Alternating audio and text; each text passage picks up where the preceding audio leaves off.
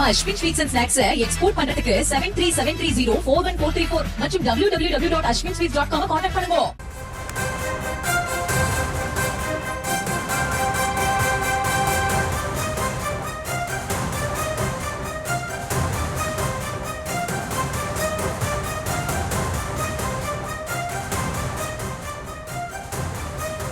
கரூர் துயர சம்பவம் தொடர்பான விசாரணைக்காக டெல்லி சிபிஐ அலுவலகத்தில் முன்னாள் அமைச்சர் செந்தில் பாலாஜி நேரில் ஆஜராகியுள்ளார். அது தொடர்பான காட்சிகளை பார்த்து வருகிறோம். டெல்லி சிபிஐ அலுவலகத்தில் முன்னாள் அமைச்சர் செந்தில் பாலாஜி நேரில் ஆஜராகியுள்ளார். கரூர் தாவிக்க கூட்ட நெரிசல் பலி வழக்கு தொடர்பாக சிபிஐ அனுப்பிய சம்மனை ஏற்று தற்போது முன்னாள் அமைச்சர் செந்தில் பாலாஜி நேரில் ஆஜராகியுள்ளார். கூடுதல் விவரங்களோடு இணைகிறார் நமது செய்தியாளர் மதியழகன். வணக்கம் மதியழகன், வழக்கு தொடர்பான விவரம்.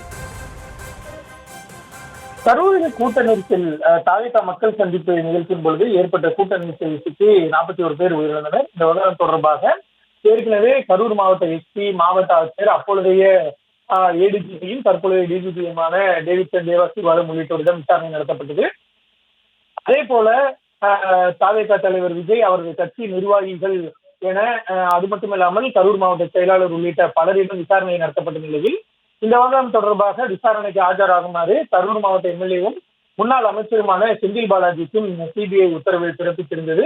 இன்றைய தினம் நேரில் ஆஜராக வேண்டும் என்று அவருக்கு உத்தரவு பிறப்பித்திருந்தது. அதனை ஏற்றுக்கொண்டு செந்தில் பாலாஜி தற்பொழுது டெல்லியில் இருக்கக்கூடிய சிபிஐ தலைமை அலுவலகத்தில் நேரில் ஆஜராகி இருக்கிறார். இதற்காக நேற்று இரவு டெல்லி சென்றடைந்த முன்னாள் அமைச்சர் செந்தில் பாலாஜி அவர்கள் தற்பொழுது சிபிஐ அலுவலகத்திற்குள் அவரிடம் இன்னும் சற்று நேரத்தில் விசாரணையானது தொடங்கும் என்று எதிர்பார்க்கப்படுகிறது.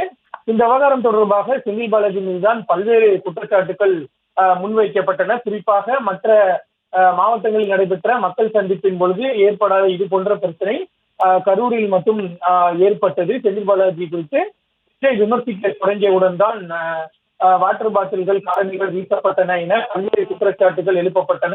மேலும் செந்தில் பாலாஜி சம்பவம் நடந்த உடனடியாக எப்படி மருத்துவமனைக்கு சென்றார், அவர் புகைப்படம் குறித்த வாட்டர் பாட்டில்கள் எப்படி விநியோகிக்கப்பட்டன உள்ளிட்ட பல்வேறு குற்றச்சாட்டுகள் எழுப்பப்பட்டன. மேலும் ஆம்புலன்ஸுகள் எப்படி வர வைக்கப்பட்டன உள்ளிட்ட பல்வேறு கேள்விகளும் குற்றச்சாட்டுகளாக செந்தில் பாலாஜி மீது எழுப்பப்பட்டன. எனவே இந்த விவகாரம் தொடர்பாக செந்தில் பாலாஜியிடமும் விசாரணை நடத்த வேண்டும் என்ற ஒரு கோரிக்கையானது தொடர்ச்சியாக முன்வைக்கப்பட்டது. இந்த பின்னணியில் தான் செந்தில் பாலாஜிக்கு சம்மன் அனுப்பப்பட்டு அவர் தற்பொழுது விசாரணைக்கு நேரில் ஆஜராகி இருக்கிறார். அவரிடம் அவர் மீதான குற்றச்சாட்டுகள் குறித்து கேள்விகள் எழுப்பப்படும் என எதிர்பார்க்கப்படுகிறது.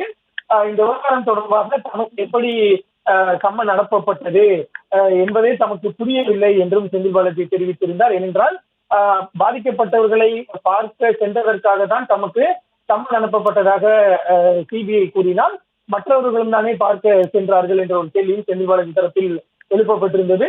இருப்பினும் சம்மன் அனுப்பப்பட்டு இருக்கிறது. அந்த சம்மனை ஏற்று சிபிஐ எழுப்பும் அனைத்து கேள்விகளுக்கும் தாம் பதிலளிப்பேன் என செந்தில் பாலாஜி ஏற்கனவே தெரிவித்திருந்தார். அந்த வகையில் தான் இன்றைய தினம் செந்தில் பாலாஜி தற்பொழுது சிபிஐ தலைமை அலுவலகத்தில் விசாரணைக்காக ஆஜராகி இருக்கிறார்.